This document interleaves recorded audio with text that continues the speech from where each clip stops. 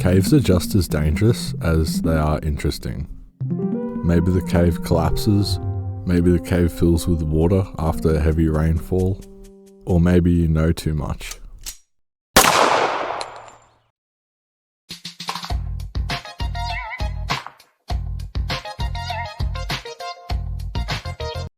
They're full of weird creatures, rock formations and minerals, but unless you know what you're doing... Why would you know what you're doing? I don't know what I'm doing! You're going round in circles! Ah! Shit! You're going to have trouble exploring deep within these systems. Even experts have problems. Getting lost, unpredictable weather leading to caves being filled with water. This is very common to happen, rain filling up caves, but not normally when people are in the caves.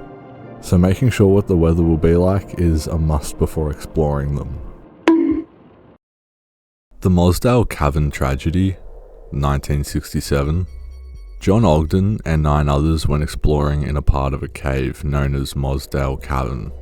All being around 20 to 30 years old, they had tons of experience amongst the group.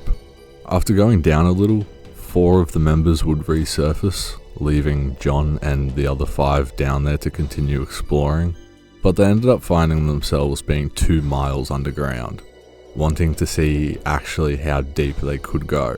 But being down there for several hours already, no one had realised it had started heavily raining outside.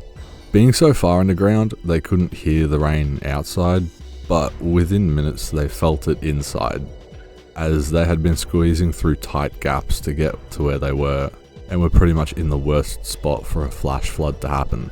With the small underground river filling the space, being that deep underground, the water as it goes down builds up in small pockets, then spills down with more and more the deeper it goes. With the group panicking, John managed to get his upper body into a crevice of air. There was no room for anyone else, and probably feeling his friends pulling at him to also get some room. The group of 5 drowned, leaving John Ogden alone. The story doesn't get any better, as John only had air for an estimated 1 to 2 hours, if that, and he too ended up passing out, falling back into the water and drowning. And then the 4 people that had resurfaced came back the next day to find that the cave entrance was full of water. And that was that. I really can't imagine a scarier and more depressing situation, but I have more of them to tell, so get used to it. But this kind of demonstrates just how dangerous that can be. Not all caves will fill up with water, more depends on where you are. Like, if you watch that 7 days stranded in a cave survival Mr. Breast video, you probably did, as it has over 2 million dislikes. No. But the river in that cave is pretty big for an open underground river. They do get fucking massive, but specifically the cave the whole video is based on, Lost World Cave, found in New Zealand. Then I discovered Schaefer's New Zealand style deck sealant, the best way to take care of your deck. The river in it leads into the Watomo glowworm caves, a cave full of hundreds of thousands of blue glowworms that just look insane. But when it comes to exploring caves and water, Jill Heinerth is probably the best at it. Being on hundreds of cave diving expeditions, she was also the first person to dive in the ice caves of Antarctica in 2001. But like I said, even experts have problems and life-threatening situations. During a cave dive in the Bermuda Caves, Jill Heinerth recounted a dive where she was stuck in a tight, muddy passage where the slightest of movement would send clouds of mud into the water, reducing visibility to 0, and ending up having to use her fingers to feel her way back out of the cave, since she couldn't see shit. Apart from the water stuff, there's also other ways to die in a cave. The most common is probably also the most well known. Sand Cave, 13th February 1925.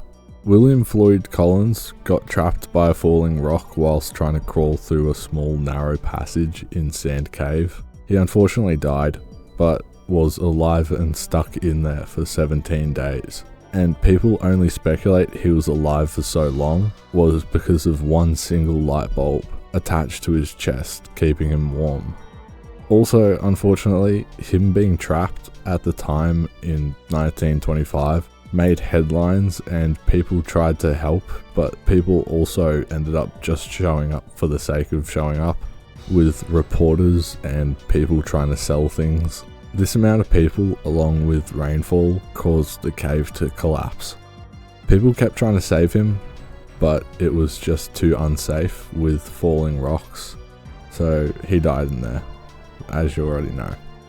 The same thing happened in November of 2009. During a cave tour, John Jones and 3 others left their party to search for the Birth Canal, a tight passageway in the cave system with a turnaround at the end. Jones went down the wrong passage, and the only way he could go was down a narrow fissure. Believing this to be the turnaround, he entered headfirst, then became wedged upside down. He was eventually found. People had set up a rope and pulley system to try and get him out, but it failed every time when put under strain, plunging Jones back into the hole. He eventually suffered cardiac arrest due to the strain placed on him by the many hours of being inverted in a compressed position. Yeah, as bad as it is kind of hard to feel sympathy for being that stupid. And yeah, I know that sounds mean, but just look at this point of view. Like, if you get stuck in there, you've done that to yourself. But when your actions affect others, that's really not good. The Cave Creek disaster, 1995.